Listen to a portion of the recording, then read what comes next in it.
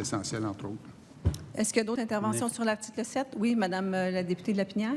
Et je comprends que quand on dit que le ministre détermine, ça sera par décret ou par règlement? Arrêté ministériel. Par arrêté ministériel. Oui. Merci. D'autres interventions? Alors, est-ce que l'article 7 est adopté? Adopté. Adopté. Alors, l'article 8, Monsieur le ministre. L'article 8, c'est plus de concordance. Je vais quand même le lire puis le commenter. L'article 8. À l'article 8, l'article 7.1 de cette loi est modifié par la suppression du deuxième alinéa. L'article 8 du projet de loi propose le retrait du dernier alinéa de l'article 7.1 de la loi sur la gouvernance et de la gestion des ressources informationnelles des organismes publics et des entreprises du gouvernement, chapitre G1-1.03, qui concerne le pouvoir de délégation du dirigeant principal de l'information en raison du nouvel article 7.2 proposé par l'article 9 du projet de loi. Des interventions? Oui, merci, Madame la Présidente. Donc, mais ce que je comprends, c'est que le libellé n'est pas tout à fait... On ne retire pas complètement le pouvoir de délégation. On vient l'élargir et on le prévoit dans un article séparé, 7.2. Oui, c'est ça. Est-ce que dans l'ordre des choses, c'est... je sais pas, moi, ça me... On n'étudie pas un avant l'autre, en tout cas. C'est bien qu'on a fait 11 tantôt. Oui. On aurait pu faire 9 avant. Mais... On va en discuter. Il est assez simple, 9 aussi. Là. C'est du remplacement. L'article 8. Alors, est-ce qu'il y a d'autres interventions sur l'article 8? Oui, Madame la députée de Lapinière. Merci, Madame la Présidente. Alors, quand on parle du dirigeant principal de l'information qui agit à titre de chef gouvernemental pour la sécurité de l'information, chef gouvernemental de la transformation numérique, gestion des données numériques gouvernementales, on fait référence à qui? Qui est ce dirigeant principal de l'information? Actuellement, il est au ministère du numérique et de la cybersécurité. Qui est sous-ministre? Sous-ministre, assis, oui. C'est le sous-ministre du ministère? Sous-ministre, oui, actuellement. Et est-ce que ça va changer avec le projet de loi ou ça va rester? Ça va rester? Oui. D'accord, merci. Tout à fait. À moins qu'il soit remplacé un jour. Bien, la personne peut toujours être remplacée, mais on parle de la fonction. Là. La fonction, dans le projet de loi, n'est pas changée. Ça demeure comme c'est... Exactement, le DPI. C'est comme ça qu'on l'appelle, le DPI, oui. Merci. Je pense que ma collègue a une question. Merci. Merci, Madame la Présidente. Oui, bien, la question que j'ai, juste m'assurer que je comprends bien, parce que là, l'article 7.2, comme on nous a expliqué, va permettre au DPI de déléguer et subdéléguer sans qu'il y ait d'analyse qui soit faite. Mais c'est quand même pour l'exercice d'une de ses fonctions, d'un de ses pouvoirs ou d'une des responsabilités, ces responsabilités étant les trois qui sont énumérées en 7.1, donc les trois rôles de chef, disons, les trois responsabilités de chef. Est-ce que j'ai bien compris qu'il y a de l'expertise externe qui vient avec ça? Est-ce que ça veut dire qu'il pourrait déléguer ses fonctions ou ses responsabilités à quelqu'un de l'externe? Pas à l'externe. Relevant de sa direction. C'est ça, il faut que ça relève de sa direction. Donc, au sein de sa direction. On ne sait pas combien il y a de personnes encore dans la direction, mais ces responsabilités-là, cette délégation-là va se faire uniquement à l'interne, pas vers l'externe. Pas à l'externe, non. D'accord. Mais on peut aller chercher de l'expertise à l'externe. Comme je vous disais, un audit, par exemple. On peut faire des audits à l'interne. Est-ce qu'on a toutes les ressources nécessaires pour faire les audits à l'interne? La réponse est non. On doit passer à l'externe au niveau des audits. 284 ressources qu'on dispose. Il y a 284 ressources dans l'équipe du DPI. Oui, gouvernance et soutien à l'organisation du ministère. 284.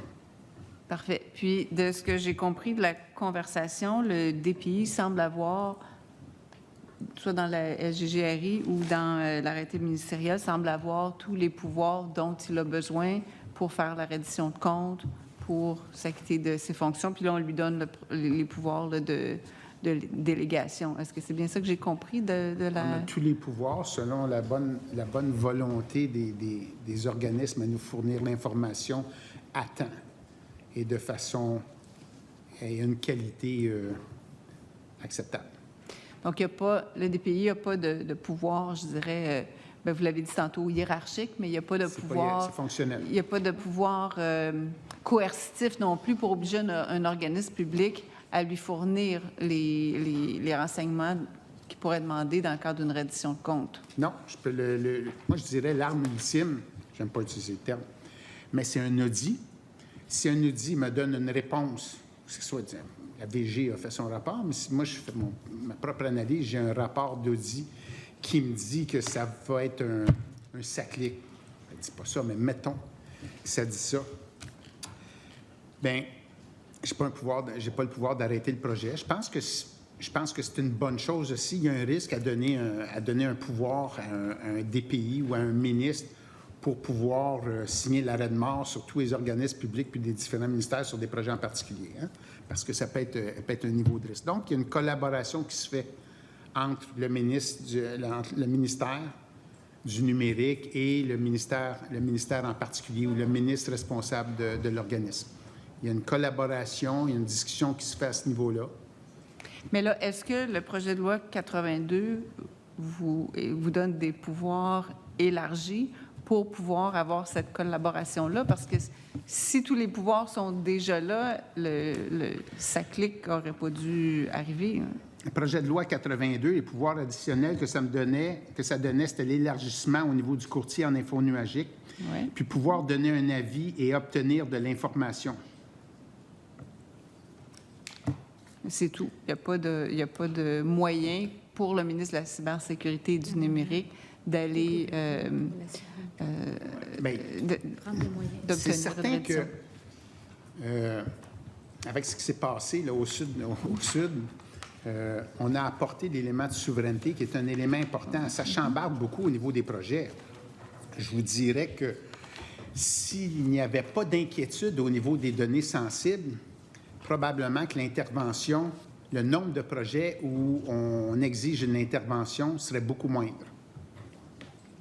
Là, actuellement, il y a beaucoup de projets où je regarde une intervention, puis des éléments de solution sont peut-être la souplesse au niveau de l'info nuagique, voir où on peut héberger ces données-là. Dans certains cas, il y a des entreprises, c'est une entreprise américaine, il y a peut-être un niveau de rigidité qui fait que ça ne sera pas possible.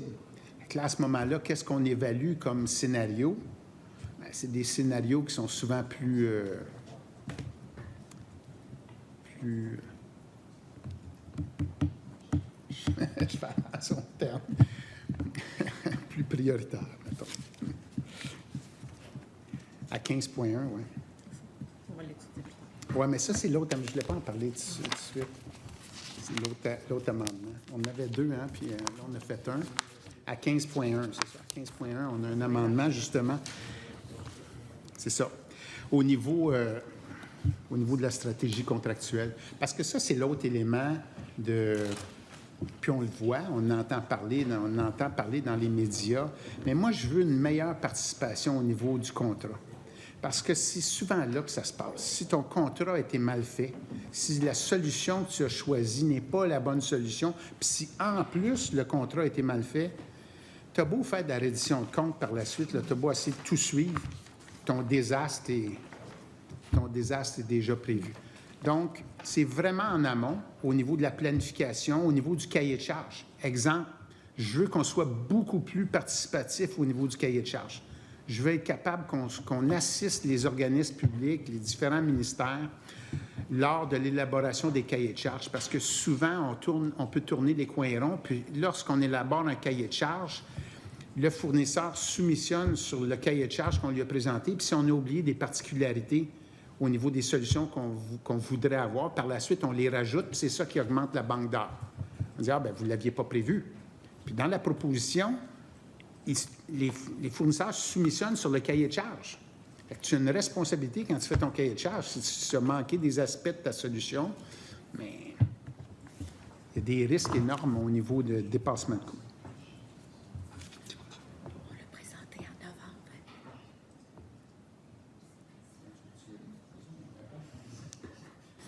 novembre. Madame Présidente, merci. Juste pour préciser que le projet de loi 82, comme son intitulé l'indique, porte principalement sur l'identité numérique nationale et d'autres sujets qu'il était important à l'automne 2024. Alors, le projet de loi a été présenté le 21 novembre 2024. On a l'identité numérique nationale, le courtier infonuagique. On a passé, ça, c'est des dispositions qu'on a passées à travers.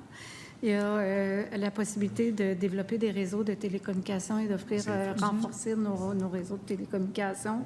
Et là, nous sommes dans une série de dispositions qui concernent la sécurité de l'information et on va basculer dans ce qu'on appelle les données numériques gouvernementales. Fait qu'autrement, on n'est pas, je pense que la SGGRI est quand même là, au niveau de pas... on a fait la revue de ces sujets-là. Je pense, Maître Bacon, vous avez un bon point. J'oubliais justement, parce que avant d'être au ministère du numérique, j'étais responsable de la connectivité. Puis un des enjeux, une des problématiques que j'avais, c'était le manque de volonté du privé. De volonté, c'est pas négatif ce que je dis là, mais c'est pour être capable d'avoir une bonne connectivité parce que ce n'est pas rentable. Et au niveau de la connectivité, c'est un service essentiel, que ce soit pour les régions. Si on parle, par exemple, de la mobilité. La mobilité, on a entendu parler, on subventionne des tours cellulaires à 100 du capital. On passe en appel de proposition. J'ai besoin peut-être de 1000 tours. La proposition que j'ai 100 tours. Je subventionne à 100 du capital. Donc, la question se pose, est-ce que l'État devrait, à un moment donné, parce que c'est un service essentiel, être capable de faire plus au niveau des infrastructures? Ça, c'est un élément 1. L'élément 2, au niveau des infrastructures, on a déjà des systèmes sécurité publique, la SOPFEU, on a déjà des infrastructures, quelque chose qu'on a réalisé. Mais pourquoi tu ne mutualises pas? Pourquoi tu ne peux pas utiliser des infrastructures que tu as déjà pour être capable d'offrir une couverture? Ça, c'était dans le projet de loi. C'est des choses qu'on a rajoutées, que j'ai rajoutées sur le projet de loi qui était proposé par mon prédécesseur. Est venue l'élection aux États-Unis, bien, on a eu la souveraineté numérique. Donc, c'est un élément additionnel. Puis, je voulais avoir plus de pouvoir au niveau de reddition de comptes puis au niveau de gouvernance. Et puis... peut-être que le pouvoir ultime serait que les DI se rapportent au DPI, mais je pense que là, on arrive sur un enjeu qui est un enjeu d'indépendance des organismes publics puis de pouvoir leur permettre de gérer leur propre... Gérer leur barque. C'est ça.